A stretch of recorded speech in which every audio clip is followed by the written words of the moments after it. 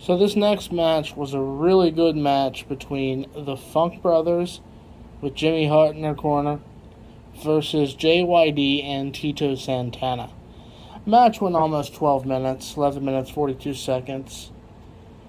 The Funk Brothers got the win after Jimmy Hart threw the megaphone to Terry Funk, who hit JYD in the back of the head and got the win.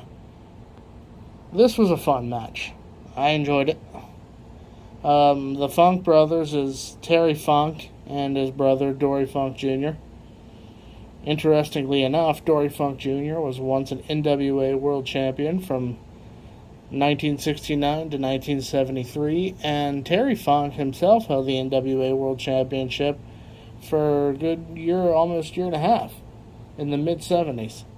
So two of the great ring workers of all time in that tag team, interestingly enough.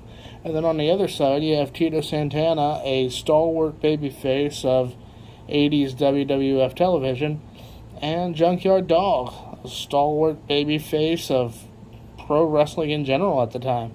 He was massive in Mid-South. He was popular in WWE, WWF at the time. He was popular wherever he went. This was a good match. The Psychology was your basic heel tag team versus babyface tag team of the 80s style match, and I enjoyed it. I think it's interesting that I've heard it said that Vince looks down upon tag team wrestling as if it's not a really good draw. But yet, when you go back and watch WrestleMania 2, I would say two of the highlight matches of the pay-per-view, two of the best matches, are actually tag team matches. The British Bulldogs versus the Dream Team in this match. The Funk Brothers versus JYD and Tito Santana.